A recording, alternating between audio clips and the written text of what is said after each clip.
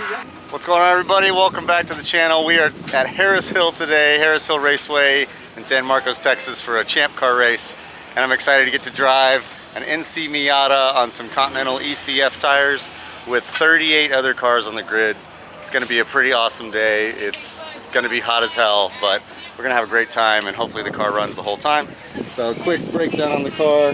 It is basically unmodified stock, just a bunch of safety upgrades. We've got some 225/40/17 Continental ECF that we just put on it. We've got live stream going here with Kelly, and we've got the laptop hooked up, which you can see there. So it's just going to be a fun day with a bunch of people that love racing and don't care about spending a ton of money and being super angry when they lose. That's kind of the beauty of this type of racing. And look at this track. It's gonna be an awesome time. So hopefully you guys enjoy this. Do a quick little shakedown. The idea here is to find out how good these ECF work on a Miata.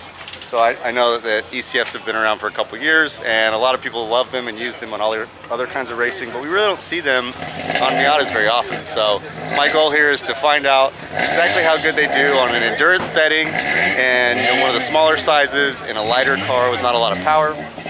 And hopefully they, perform just amazing like we hope they will. And, everything works out well and we can show the world that the ECF is definitely a serious contender when it comes to inexpensive, high longevity tires. So, you ready to rock? Yeah, Hell I'm yeah. excited. I'm excited too. Just don't wreck the car. I don't know, don't jinx me. I made these stickers yesterday and got them put them on this morning.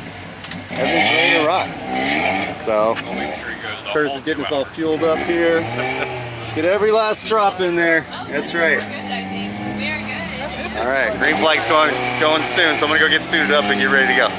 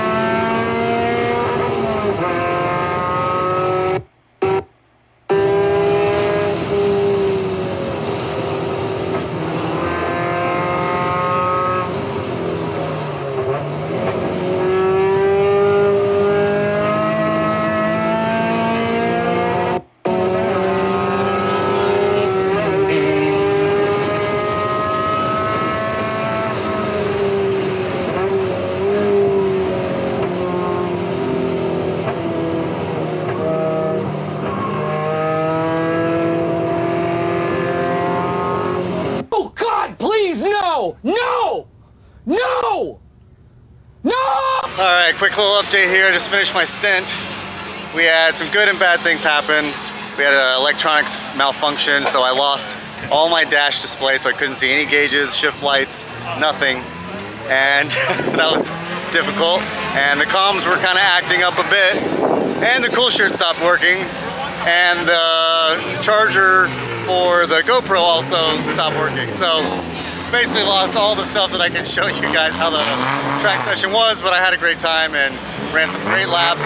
Continentals felt amazing. I think we were up a little bit on pressure, so we started at 35. They came up to 45 at the end of my hour-and-a-half stint, which is a lot. Coming up 10 PSI is more than you'd expect, more than I would expect anyway.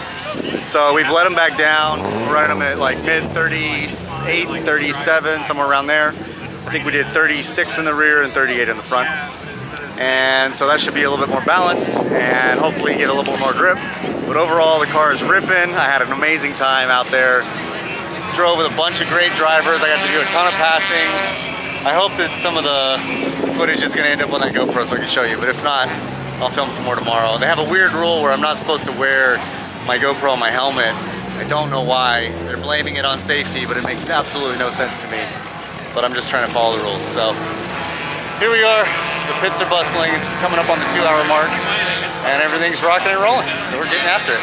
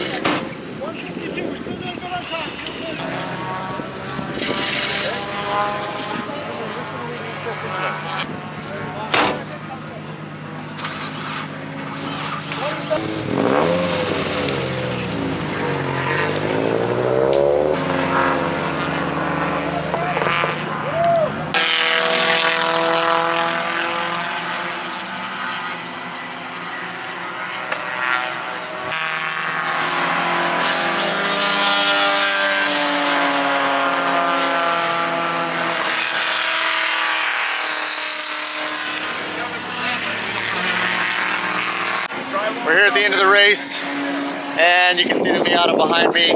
She didn't make it, y'all. Sad day. So the transmission went out, and we have 30 minutes to spare, or 30 minutes left in the race, which is a huge bummer.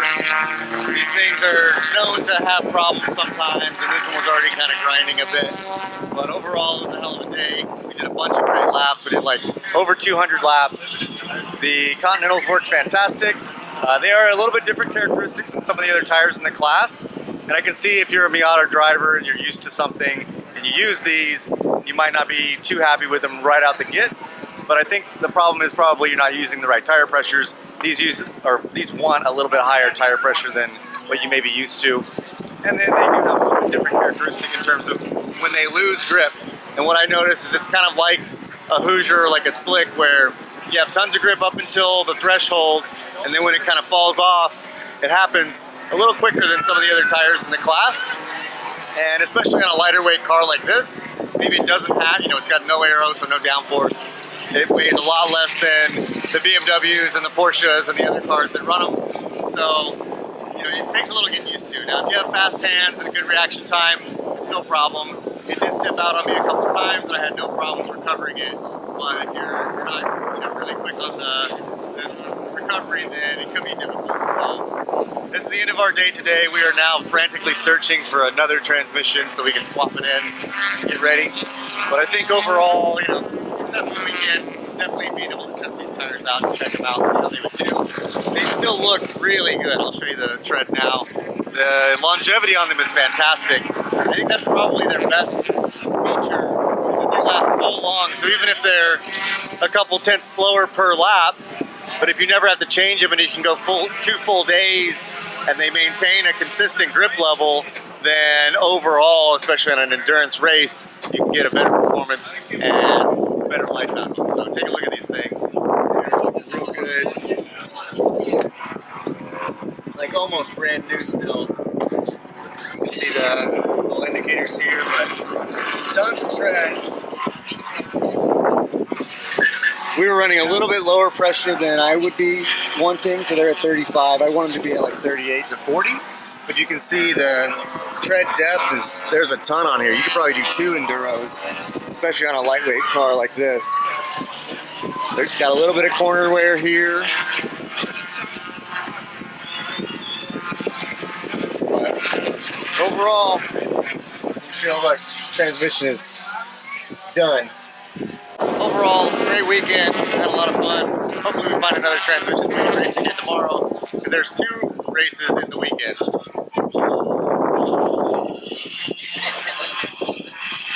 Alright, new development here. We couldn't find a transmission, so we went and asked the track owner, Bo, and he was very kind, and he sold us an entire car. So here's the new NC Miata for the team that we were about to immediately yank the transmission out of so that we can put it in the first car and hopefully have everything work right. So it's just honestly not that bad a condition. Like, I don't want to say beater Miata because it's really not. But it's great that we found something to work, and we're not screwed for the weekend. So now we get to do the fun task of yanking the motor out, or sorry, the transmission, and then yanking that one out, and then swapping it in and doing the whole thing, and fingers crossed it goes smoothly and we get a little bit of sleep tonight. So we're doing a midnight transmission swap. We broke that damn thing, and homegirl with 30 minutes to spare, but we found a spare going on right now. We're gonna put some TX7 in it and some of the OE Ford Motorcraft stuff that everyone loves in these Mazda transmissions, and then we're gonna send it. There we go. Yeah, see, that's what I'm thinking. This is ocean approved.